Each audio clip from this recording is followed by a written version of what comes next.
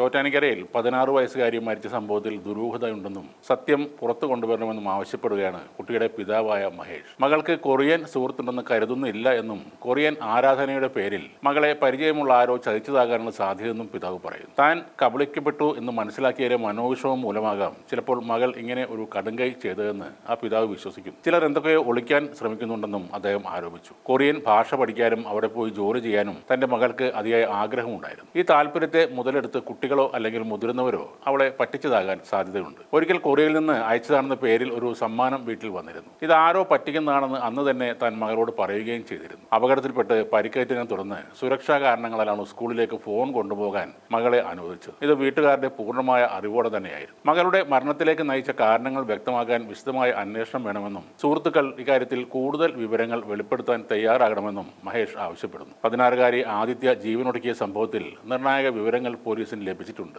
Instagram account വിവരങ്ങൾ പരിശോധിച്ചപ്പോഴാണ് അന്വേഷണത്തിൽ വഴിത്തിരിവാകുന്ന തെളിവുകൾ കിട്ടിയത്. ആദിത്യ പ്രധാനമായും ബ്ലാക്ക് വെനം എന്നറിയപ്പെട്ട അക്കൗണ്ടാണ് ഫോളോ ചെയ്തിരുന്നത്. എന്നാൽ പെൺകുട്ടി മരിച്ചതോടെ ആ അക്കൗണ്ട് ഫോളോ ചെയ്തിരുന്ന മുഴുവൻ പേരും അൺഫോളോ ചെയ്തതായാണ് പോലീസ് കണ്ടെത്തിയിരിക്കുന്നത്. നിരവധി കൊറിയൻ മോഡലുകളുടെ ചിത്രങ്ങൾ അടക്കമുള്ള അക്കൗണ്ടാണ് ബ്ലാക്ക് വെനം എന്നത്. ഒരു സർവത്ര ദുരൂഹത നിറഞ്ഞ അക്കൗണ്ടാണത്. വിശദമായ സൈബർ പരിശോധനയിലൂടെ മാത്രമേ കൃത്യമായ വിവരങ്ങൾ ഇനി ലഭ്യമാവുകയുള്ളൂ. ക്ലാസ്സിൽ ഒരു വിദ്യാർത്ഥി ഫോൺ കൊണ്ടുവരും. മറ്റു വിദ്യാർത്ഥികൾ ഇതേ ഫോണിൽ ഒന്നിലേറെ അക്കൗണ്ടുകൾ തുറക്കും. ഇങ്ങനെയാണ് അവർ ആ പേജിൽ കയറുന്നത്. അക്കൗണ്ടുകളുടെ ലോഗിൻ വിവരങ്ങൾ അടക്കം പോലീസിന് ലഭിച്ചിട്ടുണ്ട്. 30 പേരായിരുന്നു ഈ അക്കൗണ്ടിൽ ഉണ്ടായിരുന്നത്. എന്നാൽ ആദിത്യയുടെ മരണശേഷം എല്ലാവരും അൺഫോളോ ചെയ്തതാണ് സൈബർ സെൽ കണ്ടെത്തിയത്. സംഗീതവുമായി ബന്ധപ്പെട്ട് പ്രവർത്തിക്കുന്ന കൊറിയൻ സുഹൃത്ത് അപകടത്തിൽ മരിച്ച വിവരമറിഞ്ഞ് വിഷമം സഹിക്കാനാവാതെ മരിക്കുന്നു എന്നാണ് ആദിത്യ മരിക്കുന്നതിന് മുന്നേ എഴുതി വച്ച ആ കുറിപ്പിലുണ്ടായിരുന്നത്. ആദ്യം പോലീസും പിന്നീട് പ്രത്യേക അന്വേഷണ സംഘവുമാണ് ഈ കേസ് അന്വേഷിച്ചിരുന്നത്. ബ്ലാക്ക് വെനം എന്ന അക്കൗണ്ടിലെ ഫോളോവേഴ്സ് എല്ലാം അപ്രത്യക്ഷമായതാണ് പോലീസിന് കൂടുതൽ സംശയമുണ്ടാക്കുന്നത്. കുട്ടിയുടെ ഫോണിന്റെ ഫോറൻസിക് പരിശോധനയിലൂടെ